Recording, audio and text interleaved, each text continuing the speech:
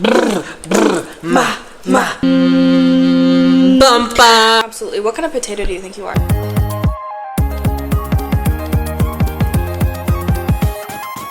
Guess what? Dream guests on my podcast? Dream guests on my podcast. Hi! Welcome back to Creatively Dreaming with yours truly, Luna Linz, and my very second guest, beautiful, amazing, talented artist of the year, Aeva Cunty. to the moon. Hi everyone. Hello. Clock it. How are we doing? Ava to the moon! I'm so happy to be here. Thank you for so having me. happy to have you. I have my I can't show this on the internet drink. There is no, what do they say? There I don't know. What do they say? They say What do they say? there's no ethical consumption under capitalism. Yes, there's no ethical consumption under capitalism. And so, Eat your neighbors and eat the rich. and sometimes eat Chick-fil-A when it's homophobic. And sometimes eat each other when you're feeling frisky. I couldn't be more excited. We have Chick-fil-A. We have Chick-fil-A. And We're gonna yap. I'm a hungry girl. I know the chicken's homophobic, but do that chicken cluck though. You know what I mean? Popeye sometimes gives me heartburn, so that's why we went to Chick-fil-A instead. Yeah, I just got some sriracha on me.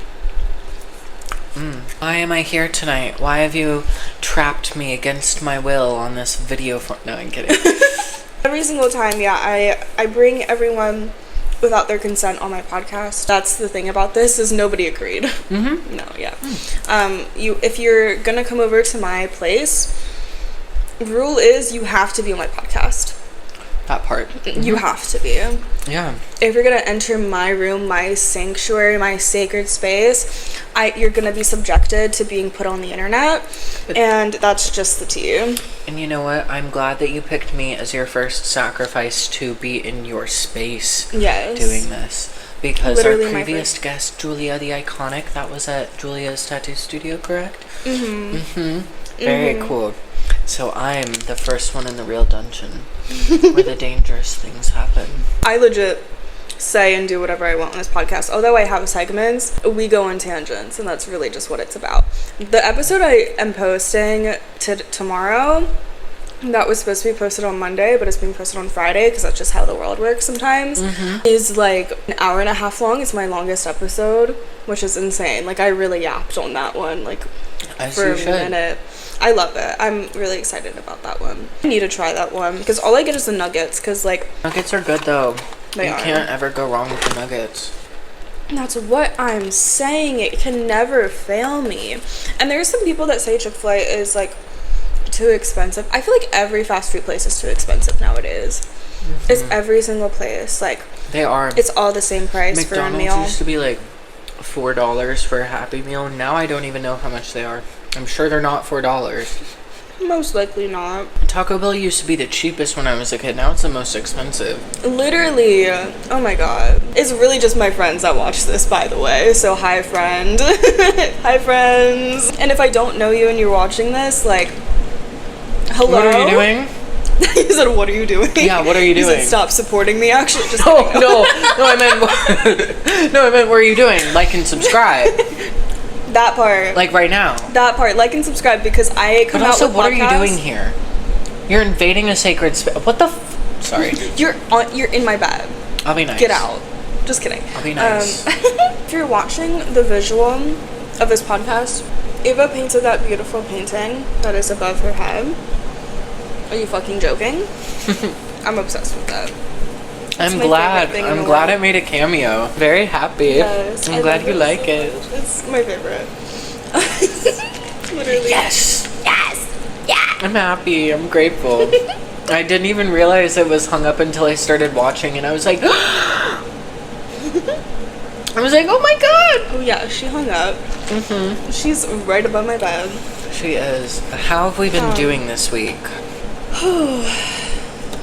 Deep breath. Right? Because I want to throw up thinking about the internet right now and the government. That's how my week has gone, because my mental health has been all over the place, and it's been really difficult for me to stay sane. I felt that. I relate. Yeah. on top of everything going on socially and politically in this country, I've been the weather here where we live has been terrible. It was 4 days of consistent storming, like downpour storming over this week, and today was the first day where we had sun in the sky. So I was feeling like I was in an Ethel Cain album all week. I was like, the house in Nebraska all week. And today's the first day that I've been like, whoa, mental illness, who is she? Who is she? She does not belong here. The Lord cannot lead her to it, therefore he cannot lead her through it. Amen. I just be giggling when I'm with Aeva because she just be saying some shit all the time. I do. I'm mentally unwell. Okay. And you know what it leads to? Comedy. Hey. Hey, and that's the best part of a mental illness. Clock it. Clock it. Look at those nails. Are you fucking kidding me? I do this all the time and look. Hey, you know what? You know what? So yours are better different. because you can scratch your butthole still. True. I do work and pick your nose. I can't pick my nose with these. Oof, it must be difficult. I do work in a custom frame shop, so I feel like I have to be able to use my hands sometimes. When I worked at Michael's in the custom frame shop, yeah, my nails were longer, and I would fuck things up all the time. See, I fuck shit up all the time, and I don't have any excuse. Real. So, just email clients all day for the company. I cannot say what, and it makes me happy. This is you all day. Yeah, this is me. And furthermore, Susan. Best regards. Always and forever. Alyssa Edwards. Yes. Back rolls. Yeah. But I swear we will get into subjects and topics and things to actually talk about, but we're just yapping and having our fucking meal at first, okay? I will put a timestamp for when we actually start talking about things, but you're gonna have to be fucking patient. So yeah. Okay. We have not existed around each other to just hang out in a very long time. No, literally. Let's address it. No, literally that part. It's been such a long time. It's been a pre-Love Island world. Yeah, literally. And I didn't even watch Love Island. What are your thoughts? I know you still have opinions. I know you still have opinions on Love Island. I literally don't because I didn't watch it. How am I supposed to have opinions? All I know is everyone hates Huda but also loves her. So that just seems like every person ever on the internet. Until the reunion, my thoughts on Huda were, oh, she's being bullied by everyone there. They need to get the sticks out of their butt. At the reunion, when Alandra was like, yeah, your fans were saying hella racist things, and you did nothing to jump to our defense. We asked you multiple times if you could make a statement, because they wouldn't stop. And she was like, well, I was just, like, really busy, and, like, you know, my Netflix show. Huda, girl, get it together. Oh, okay, see. Yeah, I didn't know all this. I feel like, yeah. Also, were Amaya and Brian really together outside the villa? Because for the reunion, they broke up the day after the reunion. We don't know. Tea. Who knows? And he was giving bottle girls shots. My man would never give a bottle girl shots, regardless. Ever. Yeah, no. That's crazy. Everyone lives their life differently, but that's crazy. That's wild. No, I don't know anything about anything when it comes to Love Island, actually. And you're valid. You really shouldn't. I do know things about Too Hot to Handle, though. Every single time they come out with this season, I am watching it. Although I have not watched, like, the other... Like, I know there's a Too Hot to Handle Brazil. I know there's, like, other ones. And... Girl... I need to watch. I've only seen... And it also, like, okay... I guess you get to learn a little bit of Portuguese if we watch the Brazilian one, but like I really need to watch it. But it gets like explicit and sexual in that one, like really like intense. Like way more, like you see stuff. Like you don't see stuff, but you see like stuff that people are like. It's like if you're watching The Sims and you see them like wooing underneath the sheets. It's okay, like so that. you see more. Oh. yeah. So you see more. See, I'm ready for the Too Hot to Handle where they forget they're on camera and you just see someone giving someone head out in the open. They're like, oh, what the fuck? I'm ready for that version. Because every season of, the newest season of Too Hot to Handle, or the second newest, whichever one it was, where they didn't trick people into coming on the show, where they were like, this is Too Hot to Handle, come on Too Hot to Handle. I was like, all of you knew what you were getting into, therefore none of you are actually sex addicts. All of you are. Yeah, that's so true. Because on the one where they told everyone before getting in there, and like when they were auditioning, they knew it was Too Hot to Handle. On that one, you can tell that like so many reactions are scripted, and like most of the people that are there to couple up with one person and be with one person, almost more than they would be on Love Island. Hold on, I hear wind. Should we redo our intros? Maybe. We can start.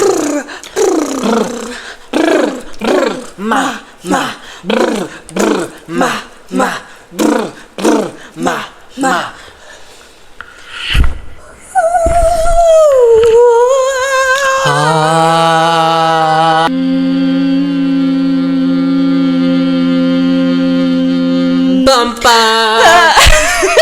That was beautiful. That was great. Yeah, I was like, girl, I don't know what I'm doing. You were like, what is happening right now? And I was like, bitch, I don't know. I didn't do theater. I don't know how to do things. It's okay. I'm like, yeah. Straight up. So that's on, I don't know what rap artist puts that as their fill-ins, add-ons. What are they called? Introduce yourself, girl. Hi, I'm Luna Linz. Welcome to the Creatively Dreaming podcast. I hope you're having a lovely day, evening, night, whenever or wherever you are witnessing this beautiful thing. I have a guest. Hello, you guys. My name is Aeva, but you can call me Aeva to the Moon. You can find me at Aeva to the Art on Instagram and Aeva to the Moon on TikTok. This is the beautiful, the talented, the amazing, I won't go that far, babe, girl. My bestie painted. Hi. Hi. What did I paint? That? I painted that. She painted that. She I painted the that. backdrop. So I did. let's just talk about it. Hello, it's so beautiful. She's like she's rising from the dead. She's the mushroom queen. It's kind of giving like SZA Good Days music video. Yeah, giving a little bit of that, and totally not the redacted one with the split hair dye who shall not be named. Yeah. Gee, I didn't think about that. Not that toucher. Anyway. I'm gonna take these fuzzy boots off. I was wearing fuzzy boots, but y'all can't even see them. They're cute. They're kind That looks crazy. And I'm wearing. I halfway took them off, so it looks like my foot's broken. Not flash everyone. I'm wearing those. Or my yeehaw. Wearing my little miss. I grew up in Kentucky core outfit. I have a story. So. Okay. On top of me being like depressed this week because of the weather, that was fun. I was really emotional this week. I was like upset at my job. I've been dealing with some stuff there, but we're getting through it. It's getting better. I feel more appreciated. Feel like our voices have been heard there, but I was very sad this week and just kind of going through it. And like my negative self-talk was just through the roof.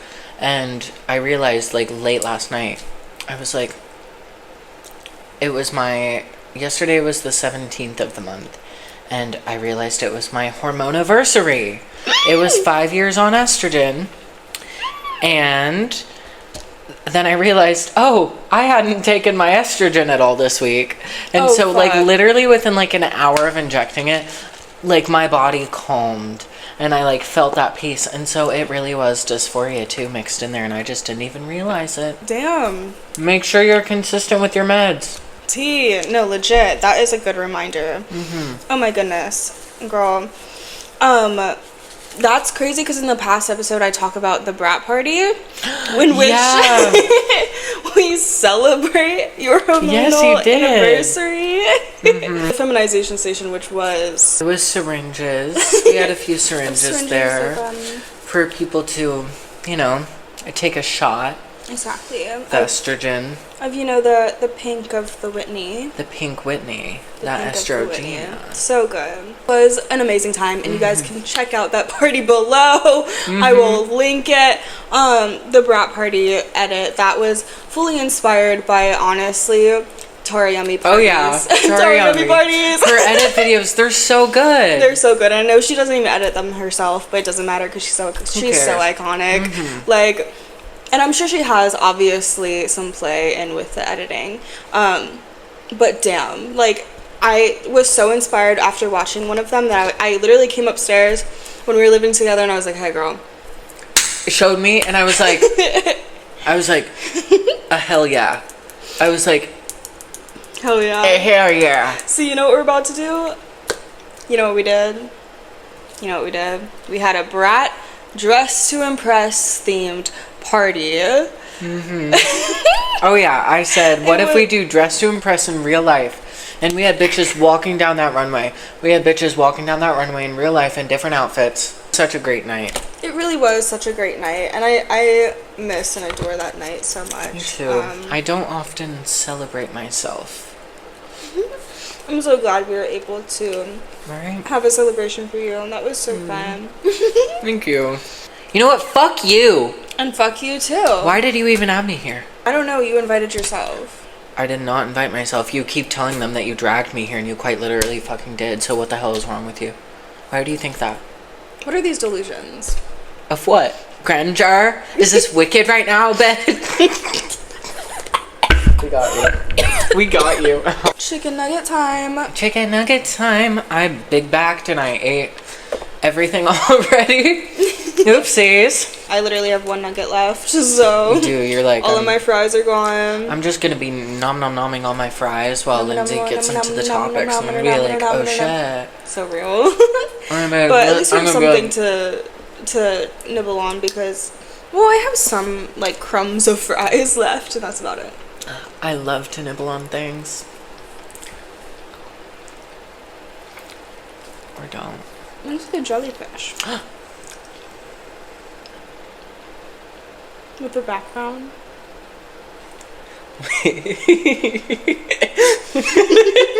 You're so real for that. Yeah. Fuck yeah. Fuck yeah, concrete. But whoa, I've never heard that one. You never heard that TikTok? Mm-mm. Yeah.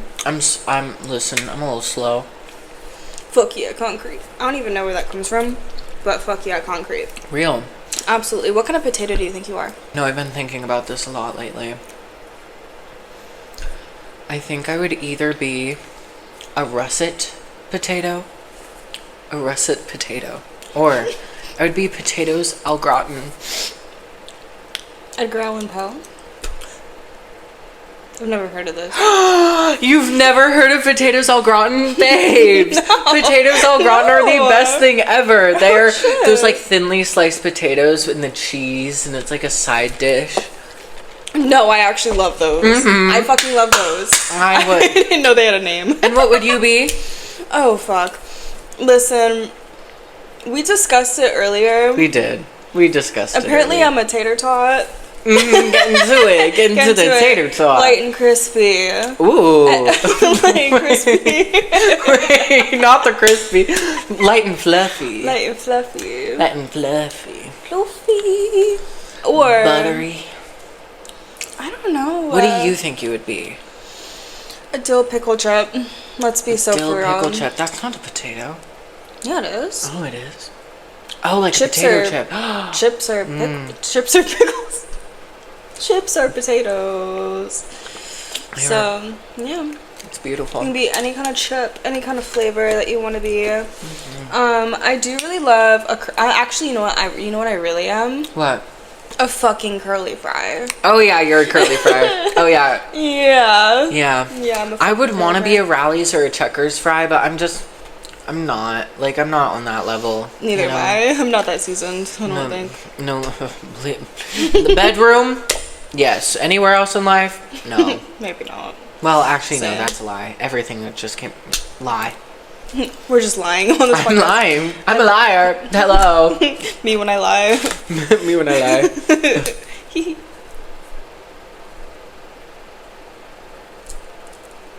Yeah. So, I'm gonna crisscross applesauce because I've been having sciatica, pain all day. So, Real. yeah. Yeah, I love sitting. Skip-skap-da-daddle, skedaddle. Bibbidi boppity bow wow wow. Bibbidi-bop-bibbidi-bop-boop-bop. So, Skibbity-bop-bop. Ooh. Lindsay, what is the first? It was so loud I could hear it. Lindsay, what is the first topic you would like to get into today? The first topic I would like to get into today is Luna Lynn's lore with Aeva To the Moon. Ooh, yummy, that was time. Wait, that could be chill.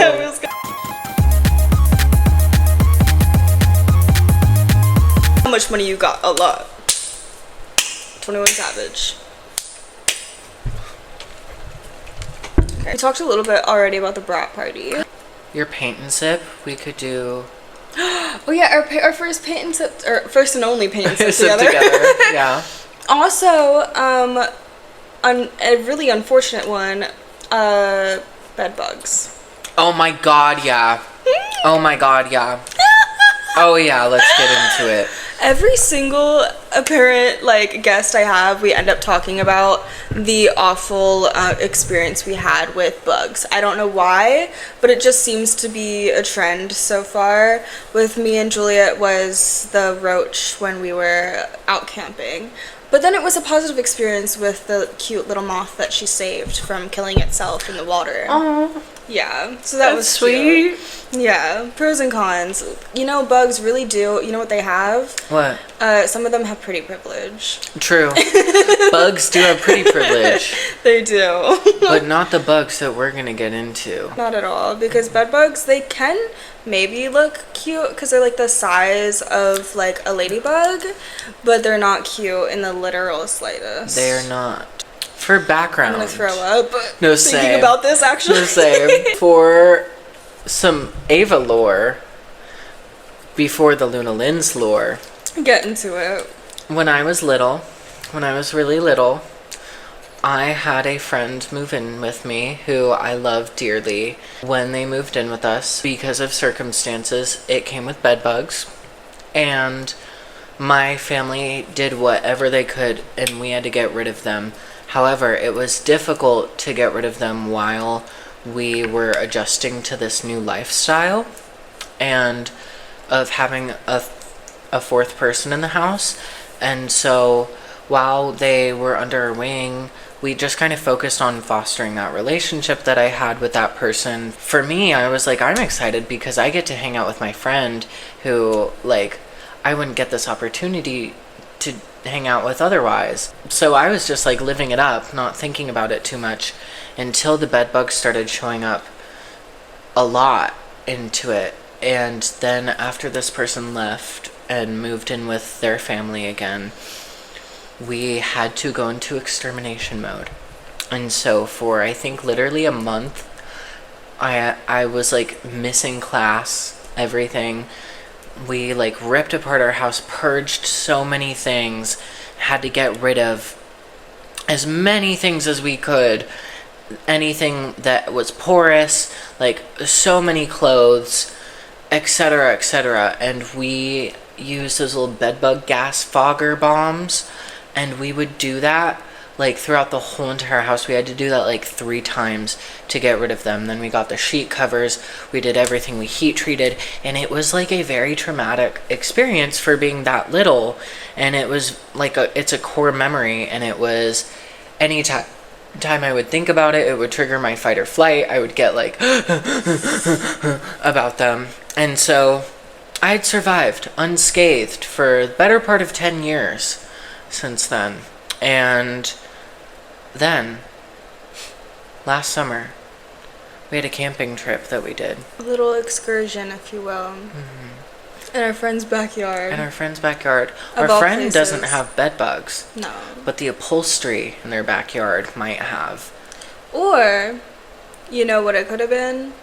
the motherfucking camping supplies from the Micah gym. Exactly what I was gonna say. Exactly what I was gonna say is that I think because those camping supplies are more ran through than I used to be on a random Tuesday.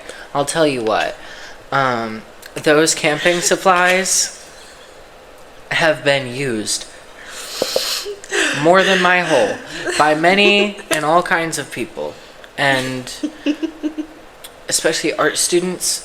You think one of them doesn't have bed bugs? They're gonna. I'm just shook about the metaphor, if you will. Yeah. I love that. They're visual learners out there, I'm sure. They are. They understand. Sorry. Do you want a squishmallow? In honor of Lindsay, her little bat. So we think our camping supplies were infested from when we got them from our school that we rented our camping supplies from. Yes. Literally just to have a little camping night at our friends in the backyard. We were thinking, okay, cute, like the backyard. Like, we have a bathroom inside. We have, like, life and civilization right next to us. Like, we're in a backyard. Like, it's not that big of a deal. For some reason, everything went wrong. Everything could have went wrong that night. Yeah. It started raining while we put up a movie to watch that we finally got running on a sheet that we had projected onto. This could literally make me cry. I'm not kidding. Same. Yeah, this was towards the end of the night too. Like, we set up the fucking everything. The sheet was on the back of my old SUV that I literally just had to bring to a junkyard. And it started downpouring. We had to move all of the food. Everything that was left out started getting waterlogged. Disgusting. And then we finally got really gross. Right? And then we finally got in the tent for the night. We were all crammed in there. It was like 5 of us. Did we forget a tent? Yeah, I forgot to bring my roommate's tent, which honestly, thankfully I didn't, because that means his tent didn't get infested. That's true. It was like a 10-person tent, big. Huge. And we had the one mini Micah tent. Mm-hmm. And we all crammed in there. Mm-hmm. Where did Fox slept in there too? I believe so. But no, I think there was one other tent that Fox had. Oh yeah, Fox had a mini tent and Fox slept in there. That's probably why Fox didn't have fucking bed bugs. True. True. But yeah, we think that's what happened. And so we went home and I knew. Like within 2 days, I knew that we had bed bugs and I knew that we were fucked. Because on the underside of my knee, right here, in zigzag patterns, in little zigzag clusters, tiny little pimple-looking bites, not mosquito bites, pimple-looking bites. And I knew in that moment. So what did I do? I overhauled. And I started bagging things up, boxing things up, gassed my room, gassed the living room. But it was too late. They had already found their footing. And so when we thought we were in the clear, we thought we were finally in the clear, and I was preparing to go to a festival. This is what happened. While Lindsay was out of town, my friend Jacob at the time was there helping me get ready for this festival. And we're in the bathroom, like packing stuff up, and what do we see crawl on the bathroom counter? A bed bug. A bed bug. One of my bed bugs. One of my bed bugs ain't my coochie. One of my bed bugs. One of my bed bugs ain't my coochie. It was on the bathroom. What? Sink. Yeah. Exactly. Yeah. And it was not. I crashed out. I was like, let's say we have to get an exterminator in here now. We have to do everything we can. We have to do everything. We're so fucked. And so Lindsay was out of town. So what did I do? I dedicated the rest of that week to boxing everything up that I could, putting everything in boxes, bagging up trash, doing everything, getting our place into tip-top shape. Because I said, we're going to make these bed bugs our bitch. And that we did. I bagged up everything. We got an exterminator in there. And then I had a game plan because I've been through this before. I said, them spraying that little shit on all the baseboards around our house won't do as whatever extreme. they were doing was not it. Was not enough to kill them. Our landlords at the time were shit, and they hired the cheapest possible exterminators. And so they had the like dinky ones that came in with the canister and sprayed the baseboards. So I said, screw that. I went out. I bought us, I think, like $200 worth of foggers. Once they had finished for the day, we had already had backup clothes in a bag that we had already heat treated, and we changed into them. We went through the house. We put up all of the foggers. We left for 2 hours. We left for 2 hours while those foggers were going. Then we came back, opened the windows, went back out for another hour, and then we came back, and guess what? Those bed bugs were bitches. We never saw them resurface ever again. Thank the fucking Lord, and actually thank us for doing all of that work. I'm not, you fucking guys, it was so much effort. I've never experienced, this was my first experience with bed bugs. It felt like moving out of the apartment. Like, the way we had to pack up was as if we were moving. Mind you, we lived on the 3rd floor, you guys don't even know. You guys don't even know. Okay.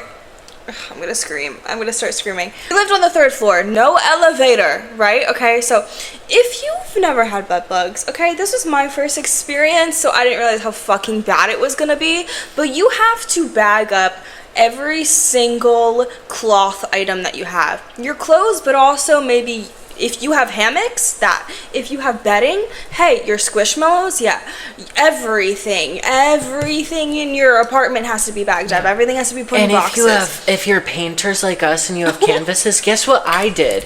I don't even know if I told you this. Every single painting in the home, I took off the wall, I turned around, and I sprayed the backside of it. No, I had to spray the backside of it. Yeah, every single bit of untreated fabric. Yeah. Canvases. Everything. It Portfolio feels bags, like moving out 2.0. Yoga mats. Yeah. It is intense. The amount of bagging things up you have to do. And then when we went back in and fogged everything, guess what you have to do? You have to unlid every single thing that you had put in boxes pre-treatment. Because they could be hiding in there. They could be hiding in books. They could be... It was the most intense thing, but we did it. I can't believe we went through that. Me neither. I can't believe it. I don't think you guys understand, because... Traumatic. It was actually, this was actually a year ago today. Yeah, a year pretty ago. Much. It was the month of August. I was thinking this month of August, I was like, I am so grateful to be free this August, because I know that last year's August was actual hell. I know that, when I was out of town, oh, that sounds so cute, so fun. No, I was in Pennsylvania painting houses for money so I could pay my rent. No, I was not okay. I was barely scraping by. I wasn't sleeping. I had pet portraits to draw. I was unwell. I was just...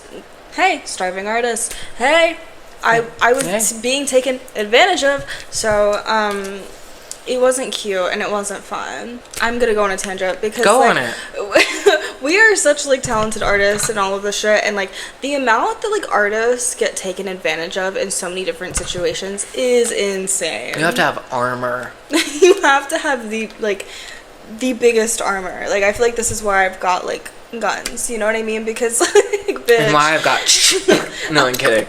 It's a lot. I'm sweating. It was my second rodeo with them, and so it was I might have been handling it and getting everything planned. I was crashing, I was crying, I was sobbing every day. I was when we moved out and I had to pack everything up, I was getting flashbacks to when I had to do it the first time. Because of bed bugs. How old were you the first time? Shit, I might not have even been a teenager yet. Damn. I think. Yeah, I was little. It was scary. It was one of those things where, obviously, I'm gonna have compassion for people that have them, because they're so difficult to get rid of, and you have to be really privileged, and you have to have a ton of money to succeed in getting rid of them. And we weren't rolling in dough at that time, but I had my mom help me out with the foggers, and luckily we had a landlord that took care of it. Barely, but still. Barely. At least they did try, and they were like, what they could. That's what they did. That's what they did with everything. My current landlord is so great. I'm so glad to hear that. I feel like any landlord in the city just doesn't give a fuck. Any city. Oh, yeah. Any landlord, if you live in a city, doesn't give a fuck. You know, you have to be on the outskirts. Anything, for whatever reason. We get like little ceiling spots of damage, and guess what? It is fixed the next day. Period. As it should be. The next day, and well, too, to the point where we haven't had any of our issues come back. Our dishwasher wasn't working well in our place, and so you know what she does? Instead of even trying to pretend to fix it and slap a band-aid on it, whole new dishwasher next day. When we tried to get our fucking our washer and dryer for our clothes fixed, that took literally 2 years, and it still in the end took like how many cycles to get them dry? Too many, like 10. Yeah, 10. But like, see what y'all really like would run it through the dryer. For me, I gave up and I would. You guys. You would air dry it. No, literally. And mind you, I had no windows or AC, obviously, because I had no windows and everything. The only AC that we had was fucking window units, and I had no windows in my room for 2 years. Oh my god, I was dying. Yeah. That actually, like, I'm so grateful to be in the room that I am. I have 2 windows. Legit. Yeah, so I would hang all of my clothes instead of drying them in the dryer. I would put them on hangers and I would hang them around in my room. I remember that. Not a great time. No, because for me, that just felt more worth it because I was like, whatever. Like, I'm going to have to hang up half of these clothes anyways. For me, I was like, whatever. So that's just how I went about it. I didn't feel like dealing with a dryer because it didn't work. It didn't. Quite frankly, and we dealt with that. And I remember even telling the construction workers that would come in and be like, hey, like, our dryer, everything, like, hasn't been working for months. And they're like, oh, are you guys, like, not paying on time or something? And we're like, no, we're paying in full on time. They're just taking advantage of us. And they're like, no, that's fucked up. Like, you have to do something about that. And, like, even, like, the people who were working for our landlords were like, that's fucked up. Like, yeah, so we didn't have resources. We still, like, I don't have a tenant lawyer. I don't have anyone who I can refer to on this stuff, and so we had to pretty much do all of the work to get the bed bugs out, and we did. And you know what? No bites since. But you know what? Thank God. Anytime I get a mosquito bite now, I'll see the mosquito land. I'll be like, that's going to become a mosquito bite as I brush it away. And I see the bite raise and I'm like, but what if it's not? I'm like, but what if it's something worse? What if... And I have to, like, calm the doom spiral. Yeah, no, it's oh my God. But I have a system and I have a law and I have a rule for whenever I thrift clothes, whenever I bring in new furnitures, everything. We leave that furniture in a hot car, in a black bag, for as long as you can. And when you thrift clothes, I don't fucking care. You have no excuse. When you thrift clothes, bring the biggest gallon bag, pitch black, has to be pitch black, that you can find. And you tie that shit, you take it immediately to the coin laundry. Spend your, like, 5 cents, put it in the heat, put it in the dryer, leave it on highest heat that you possibly can for 90 minutes, if not 2 hours. And you leave it there, and you go about your business, and you leave it there, and you be happy, because it'll save you. It really from anything. Will. Anytime I thrift, it is my saving grace. And you know what? I've had times where I throw my clothes in the dryer that I've just thrifted on high heat, and guess what I see in there? I see dead little bugs. They're not bed bugs most of the times. I've been lucky. They haven't been bed bugs, but there have been like little creatures and stuff in there, little earwigs and things like that, because they hide in old clothes. So exactly. Thankfully, I've never like seen the bugs, but I do obviously clean my clothes immediately after I get them, even if they're not thrifted. Like, yeah, even the mall, because people try clothes on. Those things are little hitchhikers. You never know. Also, like, especially obviously, but like, this goes without saying, but I think sometimes people need to hear it because, you know, you live and you learn. If you buy underwear, if you buy bras, anything of that sort, people can try that on. So, like, please clean that shit. Like, also, it could be thrown on the floor. Like, you don't want to be walking around with, like, underwear on that's been on the dusty ground of a Target or wherever the fuck you bought it. Very Very that. Like, honestly, anytime you buy clothes, listen, as somebody who worked at Route 21, unboxing them from the boxes, they smelled like chemicals. Like, I don't know what is going on, but unboxing new clothes, even, they smelled like chemicals. I don't know why that is. Probably because they're made in a factory. So, in general, clean your new clothes is end of discussion with the bed bugs, I guess. Clean your clothes. Use your washer and dryer, and if you don't have one, go to a laundromat. And that's what we did. We bagged all of our clothes, brought it to a laundromat, and it was cheap too. I think it was like less than $10 for like our whole apartment worth of fabric items. Yeah, we had to heat treat and heat dry literally everything from like pillow cushions to blankets to upholstery, everything pretty much. Yeah, that month was rough. It was really rough. Oh my gosh. And then like the next month, that's when we had the Brat party, and that's why it was such like an amazing celebration, because we had just went through the toughest time with the bed bugs, and for me personally, financially, like, and mentally, I'll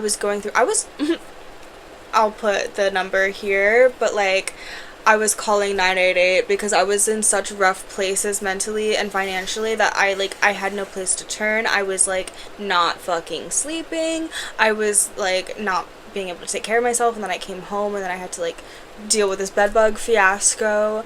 And I just want to say, take care of yourself at the end of the day. Just like, call if you need help. Period. Like, call 988. Seriously. I called them. Whatever crisis you're in, I'm not kidding. Like, they'll be there for real. Even if it's not like an emergency, even if you just need someone to talk to, they will be there.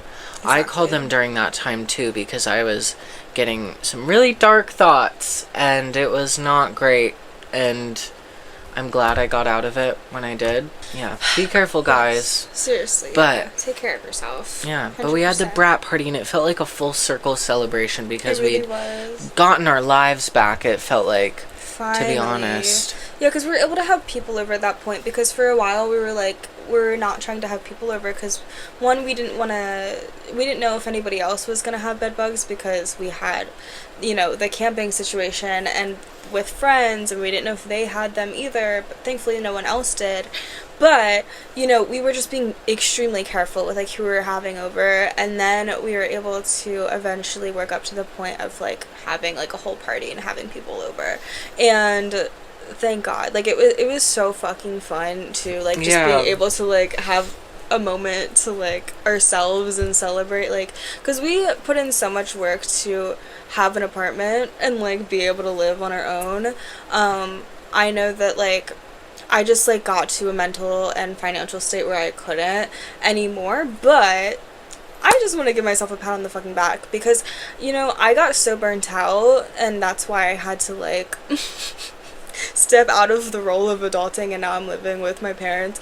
But hey, listen, sometimes you gotta save your fucking coin, like, you do. Sometimes you really have to, like, focus on your mental state. So if you live with your parents or whatever, I just want to give you, like, your props and say that, like, you're doing your best, because it's not an easy life to be living right now in the recession. It's not. You're valid. If my parents lived up here, I would probably be living with them as well. They live in a different state, and so it makes it a little bit more difficult. I've kind of had to, like, what's the saying? Something to the grindstone. I've had to put my pedal to the metal, making sure that I can make it up here, and it's soul-crushing sometimes. But, yeah, I'm proud of you. Thank you. I'm proud of you too. Thank you. Because, like, you are... Hold on. I just ate a fly. You're fine. Mess with the cow, you get the udders. Yeah. That's a Victorious quote, unfortunately. Oh, he doesn't have udders. No, because it's a boy. The hell?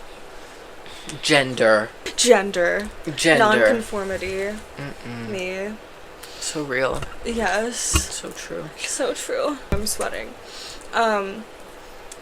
Next topic of discussion is artist update.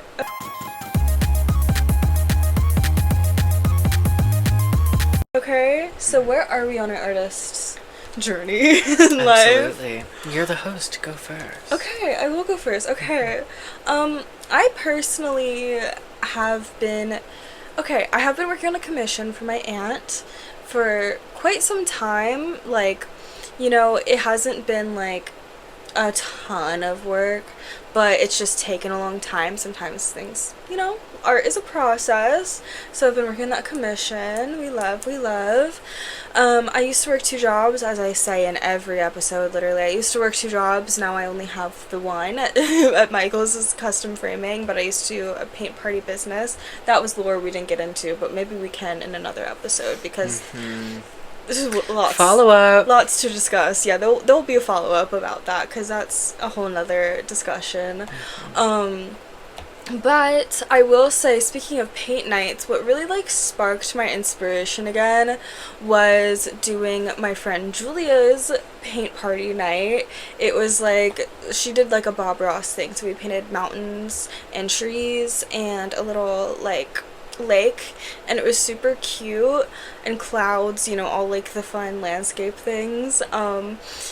And it was like such chill vibes. It just like sparked my inspiration for painting again, because I haven't painted just for fun in a while. Like, I've been painting like to be like, oh, this is my personal practice and this connects to this other piece, because it's like when like, and I just like, it's really like, you guys have to understand, it's like, it means a lot. My vision, my perspective of the world. And sometimes art is just like not like, but we try to pretend that it's like such like a pretentious, in the fine art world, it's like you almost have to like, we do naturally obviously have like a good backstory to our artwork that is heavily meaningful and all of that, but I think at this end of the day too, like, sometimes we do it because we love it, and that's like really the basis of it. Like, we do it because it's fun. Yeah, it's fun. Exactly. When you eliminate the fun from the creative process and you're only doing it for work, where are you sparking joy? You have to think about that. We all started art in our artistic journeys because it was fun, not because we were trying to chase some monolith of an idea of creation. Like that art speak. We love the art speak, but it's so real. It is, like, not everything has to be as intense or has to say something as much. And I feel like in my adult practice with art in college, I focused so much on trying to say something with the work and jamming it with narrative that it became almost too linear in a way, where my work became very on the nose. And so in my final year, I wanted to show growth, and I kind of took away the literal nature and let things exist more.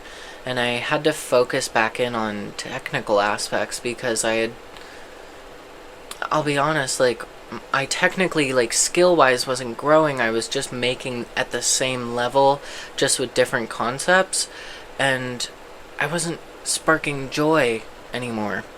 And so it's important to spark joy and not do everything to be pretentious or to say something all the time. Absolutely, I agree. And I think with like the environment we were in, like being in an art school, it's very much that. It's very much giving like it's really just a completely different environment when you have a studio and these artists that are working artists come into your, like, they're adults, they're working in the field of art, they come into your studio every week and constantly, like at Micah there was no door, like it was to your studio, anybody could walk in, anybody can see what you're working on, so it's like constant perspective and of other people, and I feel like that just completely changes the way that you work, along with the fact of like the feeling of like how serious you have to take it, obviously like taking the art seriously, but in the sense of like it almost then feels like it's not as much yours as it is the audience's. Yeah. Ugh. 100%. I second that. Yeah. Half of the time, if the opinions that were thrown at my work weren't there, they would have been completely different work. Sometimes it's for the better, sometimes it's not. I talked about it in my previous episode, and almost every episode, where I had like one of my favorite artists come in from Micah. I like heard her artist talk and like obsessed with her work. It was very much like the style that I also worked in, so that's why I looked up to her so much. She came in and like I took her word way too much to heart, and I was also going through it, so it was hard to decipher like critique from like actually putting that critique into action. You don't have to take every critique to heart. Like, you can just listen to it and like do your own thing still. Like, yeah. And at the time I like was so affected by it though that like it kind of stunted my growth, and that's, you know, it can be really difficult in that scenario in art school. And so, but yeah, I also, going back to your point and like feeling like you had to like conceptualize your art and like taking it to, I'm like low-key tipsy, and talking about this is really crazy actually right now. I'm gonna be so You're so real. valid. I You're had to so just valid. address that. Rolly with it. Dab a ranch. Gucci and Prada. Gucci and Prada. Gucci and Prada. But you were talking about how like, oh yeah, like your view of your work became very like on the nose and like narrow in a sense of like, and I felt the same way, where I felt like I had to create like this niche or like stay making like the same things. Thankfully mine, I feel like eventually in the end came together, but like I was very much all over the place with my art for a while. I knew that I liked the concept of aliens, and I liked talking about that. We're back. And we're back with a brand new rap. I was talking about aliens. Speaking of, I'm holding Alien. Her name's Angel. She's obviously from Lilo and Stitch. And I'm holding what gets abducted by aliens. Exactly. Okay, we got a theme. But that's literally my room, is aliens. But yeah, no, I love to make things about aliens because I love just reminding people that we live on a rock in the middle of space and to not take shit too seriously. Exactly. And yeah, that's pretty much my art. Just kidding. What? No, but what was I actually? Yeah, because like I felt like I only had the space to like make art about a certain thing. So yeah, I went the spacey route. I went the alien route with a lot of it, but I still allowed myself to kind of do whatever I wanted at the same time. Like the eyes, the eye painting I did. Oh yeah, the big eye painting. Yes, you did. Yeah, so cool, and the fact that it glows under black light. That's what brought all my art together, was the black light. Yeah. And that's something I would like to actually go on a deep dive eventually on. I'll talk a little bit about it here, but like, yeah, I felt like in art school, in a fine arts, pretentious, like expensive art school, whenever I would bring up the fact that I did blacklight art, girl, the judgments, the looks were not cute. Yeah, no, it was. I felt that. You bring up anything, like doing anything kind of different, and they're like, right, UV blacklight art, and I don't know what it was about. They're like, it's like, no. What, do you want me to paint liminal spaces for the rest of my life? It's like, yeah, that's kind of what they want. Yeah, they want you to put oil paint all over your body and run onto the canvas and then say this is about the dichotomy and juxtaposition between your flesh and a surface. Not kidding. Huh? Not kidding. Not fun. No, it was, yeah, so that part was weird, but but it's like, yeah, it is what it is. So I obviously, I guess, because of other people's views on blacklight art on top of my own perspective, just like, I don't know, I feel like I did, I grew out of it, obviously. Like, I don't really paint just blacklight art now. Now I kind of, like, explore whatever I want to. But when I was in art school, like, that's just, like, what I honed in on. And I made spacey art, and then I did some abstract stuff. So, underneath the blacklight, that's what brought it all together. But I was able to explore different themes eventually. And I just kind of, like, allowed myself to branch out. But I felt like I had to figure out a niche. And I feel like the blacklight allowed me to, like, do whatever I want because it was so different, because it was underneath a different light, that people were like, oh yeah, like this makes sense. And I'm like, slay. So y'all get it. It's just like we're just doing some psychedelic shit, and that's just kind of what it ended up being. Absolutely. Yeah, but now, like, I have such a different vision for where I want to go with my art. Not that I wouldn't go the UV blacklight route, but I just think I just have some other things in store in my brain. Cooking and brewing, they are. It's beautiful. Yeah. I feel like jumping off of that, my art for most of college, I had created work that had taken a lot of the influence of my peers and the people around me, specifically my work that was about detaching myself from the male gaze and distancing myself from male validation in my art and channeling more female rage aspects. I feel like my professor who I had at the time, she was very narrative driven and she kind of encouraged that. And then all of the people that would come in and critique the guests and stuff like that were like, well, you need to be less literal and stuff like that. So I was getting two different, like, parallel views, if that makes sense, and it was confusing me. And so for that time I did kind of just stagnate and kept creating the way I was going to create, and that didn't allow for growth. And then I took a break on painting for a semester and I focused on a graphic novel that I had been working on, and I still haven't finished it, but I plan to. I'll keep you updated.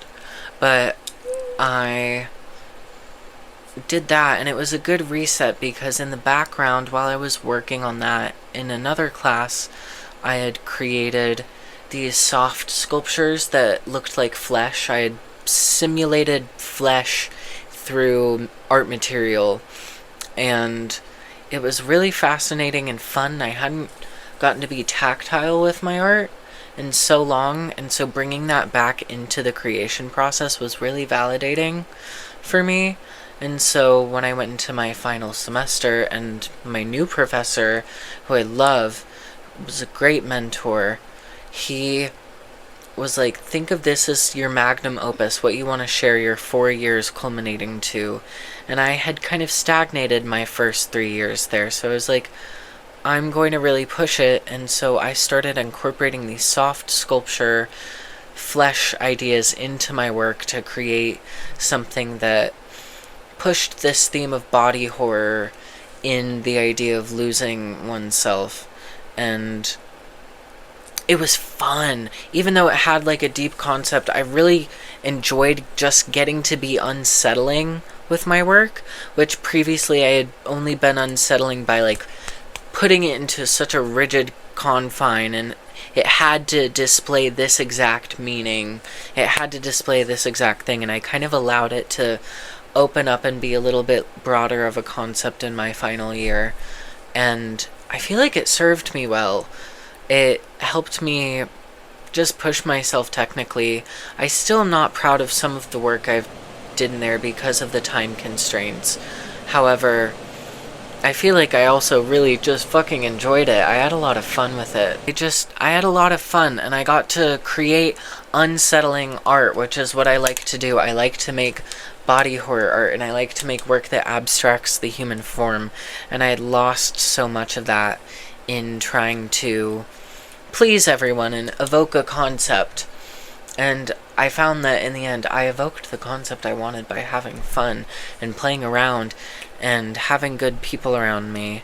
And my graduating show was my proudest work I've ever done. I bathed the room in red light and created something fun. So I enjoyed it.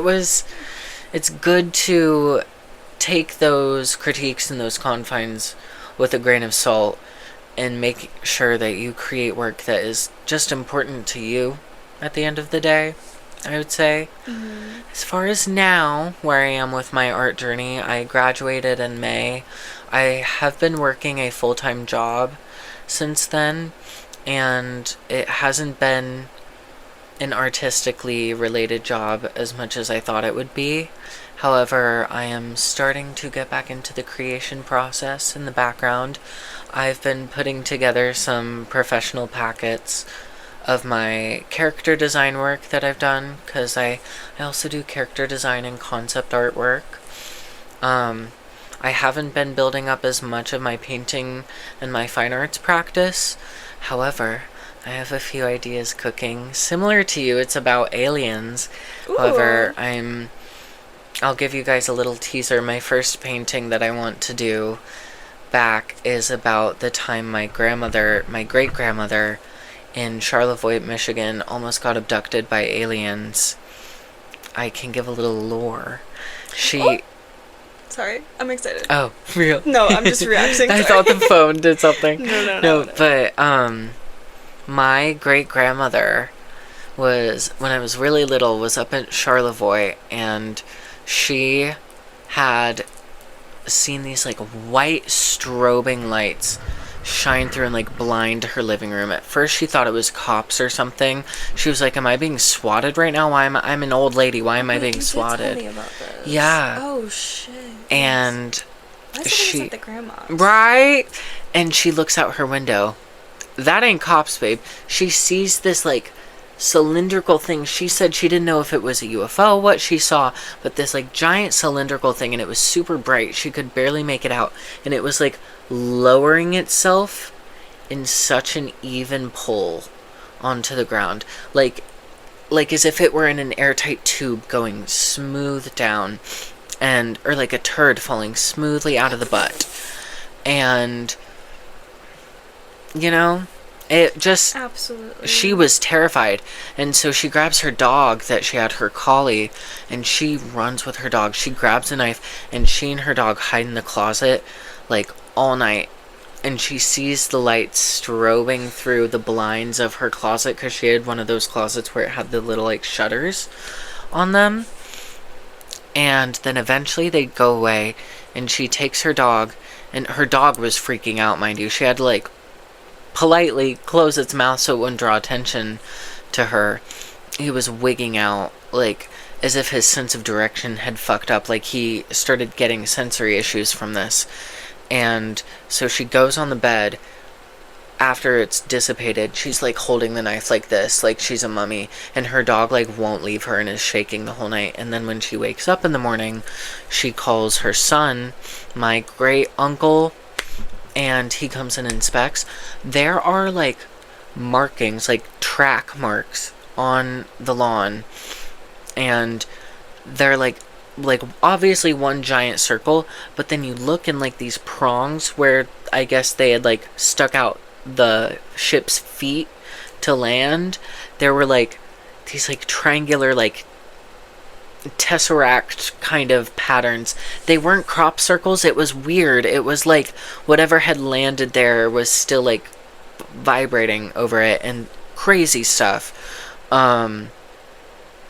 Wild, but cool as shit. And so I'm making a piece about when she sees the light coming in, and so it's gonna be her in the hallway like this. Ooh. Like up against a wall, like holding her mouth closed, seeing, like, this just giant beam of light coming in through the window. And so yeah, I'm very excited to start on that piece. That's my art journey that I'm going on. So little things coming. Sorry. No, you're good. Little things are in the works. No, for real. I'm just checking that I don't know why I'm, like, overly checking the technical aspects of life. Understandable. Yeah. I'm just shook by the fucking alien story. Mm-hmm. Okay. No, because you always have, like, dramatic, like, scenes in your artwork, and so I'm excited to see that. Like, that's gonna be so fucking dope with the light. You gotta do some crazy shit with the lighting, like some fucking Caravaggio. Is that how you speak? Yeah, Caravaggio, like Baroque, sort of. That's exactly what I'm thinking. I need to figure out how to light it, like, perfectly. I want to do it in a space that isn't my own, too, and I need to find the right space. I need to find the right place to do this, so eventually it will happen. We will, yes, for sure. That's exciting. Yeah. Oh my god. I've heard of another alien story similar. That's why I was like, I don't even know if you've told me about that or not. I have no idea if you have. I don't know. But I feel like maybe passing. a little bit, but definitely not in detail. But I know that when I went to summer camp last year for a weekend. Maybe that's when that was actually after the bedbug fiasco. I remember because we were like, be careful with going camping. Don't get bedbugs.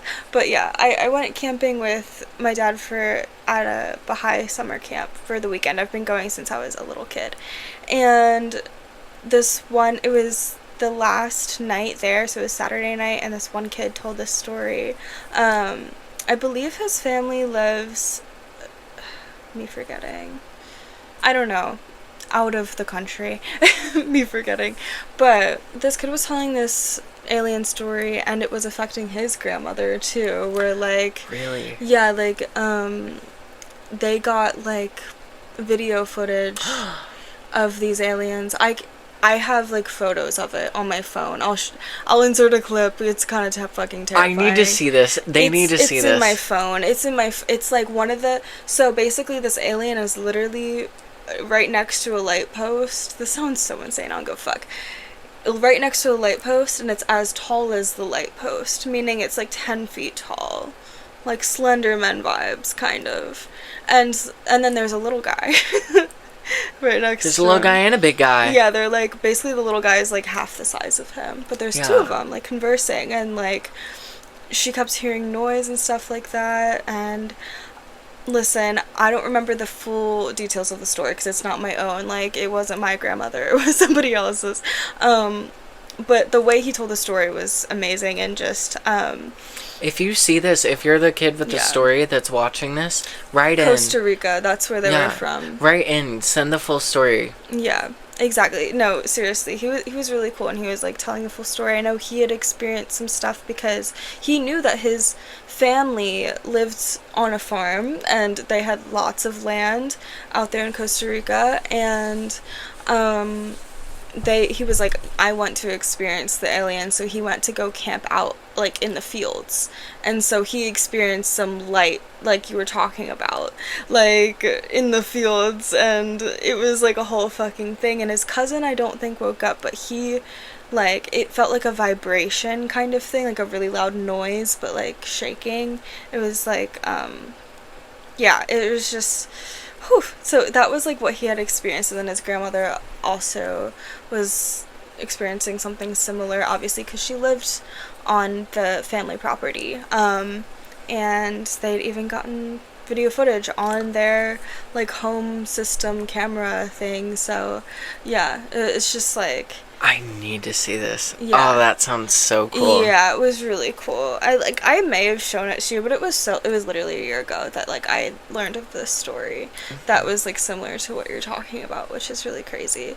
But yeah, and then it makes me think of American Horror Story Asylum season where they talk about aliens and stuff. They do. I didn't know that. Okay, yeah. I need to watch. Sorry, I'm yawning. It's okay. Why am I yawning? I need to. Because it's late. It's low-key late. That could be our pop culture segment, is aliens. Yeah. Low-key, we already went over pop culture pop-up. Just kidding. A little bit. Like, a little bit. Aliens are low-key pop culture because everyone loves aliens, but also they're like polarizing. Perfect pop culture segment. Do your pop culture intro. Yes. So this segment of the podcast is called Pop Culture Pop-Up, where we talk about music, influencers, anything in the popular culture realm. It could be anything from aliens, Doja Cat, or Trisha Paytas, It could be anything. It could be anything in the sphere of the internet, honestly. Mm-hmm. I feel like we have to keep it on brand a little bit with what we've been talking about and keep it on track with aliens.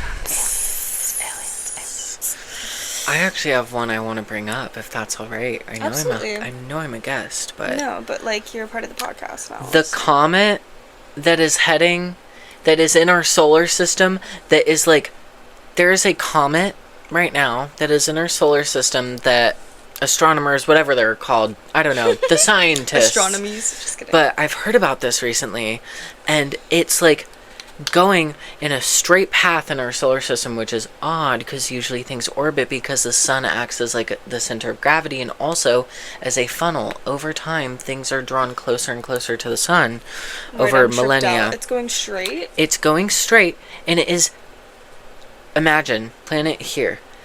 It's going, imagine it's Jupiter. It's going around the planet, like it's dodging them. It's making a perfect path in between planets, and usually there's a chemtrail on the back of comets, which makes us know, oh, this is a organic, or this is a, organic material that is being flung through space like a normal comet. It has like that tail on the end of it that's of a comet. It has that on the front of it. It has that on the front of it as if it's like being propelled forward by the chemical trail. We don't know why it's doing that right now. And it's like heading into our area. And we're all like, it could either be the world's smartest comet ever, or it could be some form of life traveling through. But it's on a trajectory towards the sun right now. It could pass by us. It could, we don't know what's going to happen, but we should have answers pretty soon because it's going by pretty quick and it's really exciting. And so I've been seeing it on TikTok. Terrifying. Yeah. Honestly, what anything. If it's dodging each other planet to hit us? I've seen enough of this world. The way this year has gone, honestly, if the aliens were to come and be like, get him. Yo, on the Bangin' Out podcast with Jacob Sartorius and fucking Kayla Malik, I think they were literally talking about on their most recent episode with Baby No Money, which is crazy. I need to watch it. Okay, it's good. But they brought up how like aliens would not come to like they'd see us as a fucking landfill. They'd be like, the fuck landfill, but also we're in war. We would shoot those motherfuckers. Yeah. Like, they wouldn't survive trying to get to us because we'd be like, oh, foreign thing, pop, pop, pop.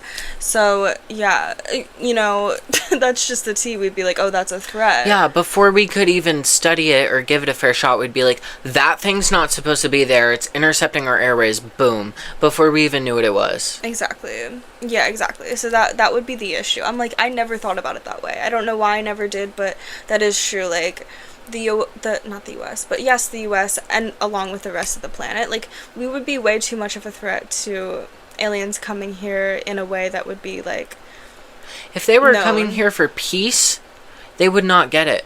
Peace is not known here. They say do not come here if you are looking for peace. Yeah, they'd have to, that's why they go to, like, open land. Probably. Like, if they're going to, like, farms or jungles or stuff like that, like, nothing's there that's really going to attack them back, typically. Like, anything alien you want to bring up? Anything alien in the pop culture sphere? I mean, I brought up Bangin' Out. That's all I know is that they talked a little bit about how aliens just would not come to us in a way that would be significant for us to notice because they would be in unfortunate, like, danger. Yeah. And that's just the tea, unfortunately, with where the Earth is. But all I can think of when it comes to aliens in the pop culture sphere is Planet Her. Doja Cat. Editing Lindsay wanted to add this to the conversation as well because I remember there was this artist that came into my studio because my art was related to aliens and going into space. She was like, imagine if you were to create a set for Doja Cat. And, you know, I think this was after her era where she did come out with the Planet Her album, and I just needed to add this in because, you know, I think we need to think outside of the box as artists and think of working with musicians and other kinds of creatives in the field. I'm so excited. She's coming out with a new album next week. Or no. Oh, wait, it's probably out tonight. Oh, is it out tonight? Holy shit, I need to watch it. I need to listen to it. I think it's low-key out, like, at midnight tonight. Oh, shit. Because it's Friday. Work music. Doja Cat's Planet Her.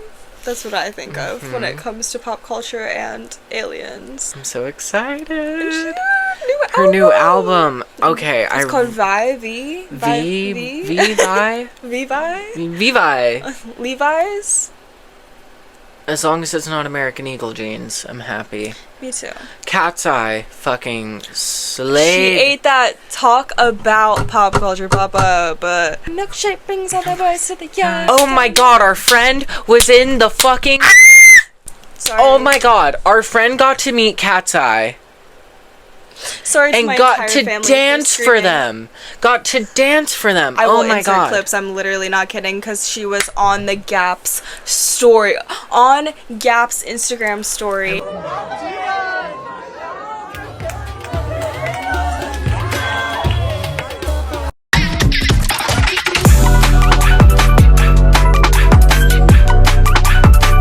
Dance.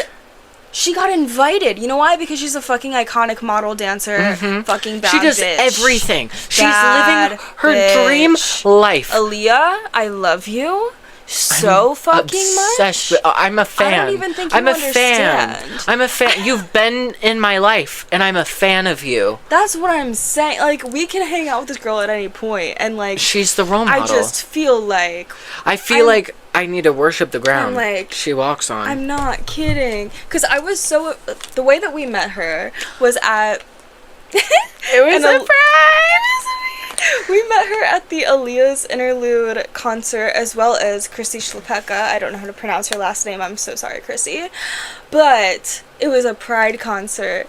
It was Chrissy, and it was Aaliyah's Interlude. And we met a girl named Aaliyah, who we were talking about. She was literally on Cat's Eye.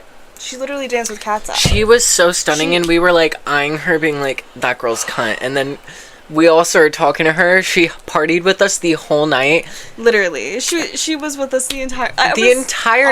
Didn't she go up on stage? She got up on stage. She got selected to dance with Aaliyah's Interlude. And you know what? Her name is also Aaliyah. Makes sense.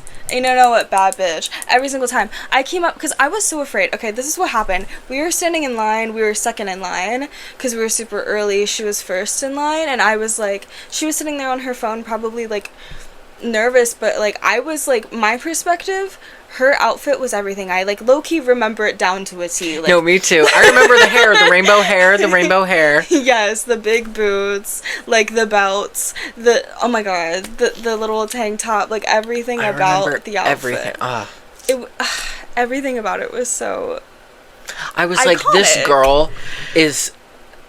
And she was the sweetest person I've ever met. The sweetest soul, just so kind. She came to my Estrogena party and served the most serving cervical look I've ever seen in my life.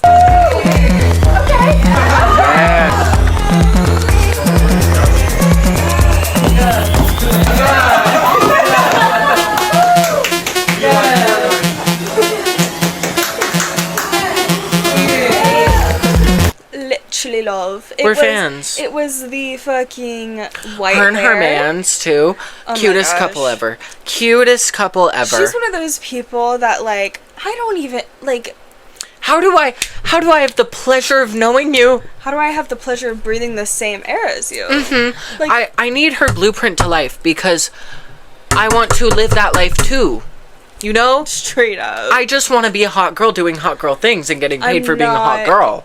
I'm telling you, after that concert, after meeting her, I'm not kidding, I felt like my aura points were up 1,000. Like, I left that concert feeling like, wait, you guys, we're such bad bitches, and we belong with bad bitches, because we just got along with this other bad bitch, and she's such a bad bitch that, like, it's too much of bad bitchery, that, like, I think we need to ascend to the bad bitch planet with all the other bad bitches, because planet her. We are the planet her, because we are this little earthly little bullshit of, like, what the fuck heathens, or, like, whatever the fuck gross little demon bullshit's going on. You know what? We need to ascend to Aaliyah's level of legitimately bad bitchery, and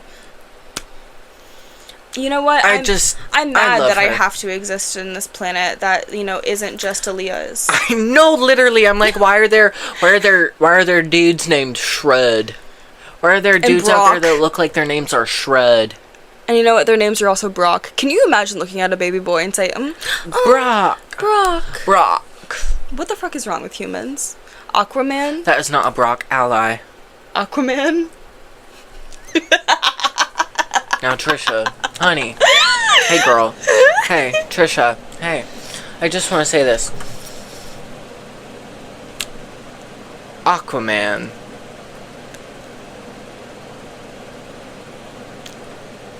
Aquaman. And the problem is, I've been brainwashed into liking it. See, I don't keep up as much as I used to because I'm like, It's probably for the better. I'm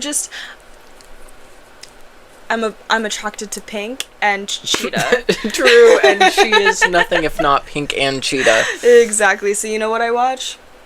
Unfortunately, Trisha. not Love Line with Tana and Trisha. Oops. Yeah, it's like they sit they sit on cheetah print couches. It's giving, and they just Okay. talk about relationships, and it's like, Well, at least Tana's giving. moved on from... yeah, no. And you know what? She's doing so much better after that At least podcast. she's moved on from that girl. Yeah, but the thing is that she was in a contract, so that's why she had to continue it. True. Is she still friends with her? Probably. She also still went on Logan Paul's podcast. And I talked about this in the previous episode. I was like, she, like, wants to be, like... And I know that her views don't align with MAGA, but then she hangs out with MAGA people, and it just doesn't make sense. Like... So then her views do. She wants the liberal girlie's wallet, and she... Clock it. But all she of wants her the girls and the gays' wallets. Every single person in her life... Yeah, where I feel like Trisha is actually coming from, like, a genuine place. Yeah, Trisha is just older and she's less in the know on things. That's why she has Oscar there to kind of tell her what's going on. She would have no idea what's happening without Oscar. Like, she's just in her own world. And so, like, I can't really put it past her. She doesn't know what's going on. Yeah, But she has 3 kids. She has more things, like, better things to worry about than the internet and... you know, the Paul brothers. Like, she doesn't hang out with anybody. The fact that she has let Tana into her sphere is actually, like, pretty telling because, like, she doesn't let people into her... She doesn't hang out with people. Especially not anymore, yeah. No. And also with Jeff Wittick, Jeff is becoming friends with... Toddy? Yeah, with people who hurt him and were complicit in his pain. Did you hear about the tea with Tana being on his podcast? Mm-hmm, where Toddy was like, she lied, blah, blah, blah, basically, when she's like, no, I didn't. You're the one who lied initially. And now Jeff is like, well, Tana should apologize then. Crazy. Yeah. How odd. Like, how weird. Because Jeff is so, like, ride for my brothers type bullshit, and it's like, hey... So, your friend, Tana, has been riding for you as much as, like, obviously she's controversial. Has told you these people aren't healthy for you. Yeah. And you know what? She dropped the people who were giving her, like, relevance and money and whatever for you, mind you. Because it was the right thing to do. Exactly. Because she knew that, like, these people physically hurt you and were there. And so she went to be there for you. And then you're turning around. It's, like, the same thing if, like, Trisha explained this well, or I think it was Trisha, or maybe it was somebody else, where it's like, imagine your friend has this boyfriend that they complain about 24/7, right? They break up with them, and then you, at that point, you've been calling them, and actually, I think Tana explained this, where it's like, you called them a lizard, you, like, you know, preyed on their downfall, low-key, and then your friend gets back with them. And you're like, well, guys, the phone died, so we're on my phone now. The second time. But I've had a really good time being here with you today. Me too. I'm so glad we've been able to reconnect. Yes. Like, I don't know, like, this just felt like comfy, cozy vibes. It did. I get to be with my Winsy. I miss you so much. It's been so long since we've been able to hang out. It has. And just do girly things. Like, I know. I haven't gotten to hang out with you in so long, and it took me us and hanging out. I'm very excited. Thank you for having me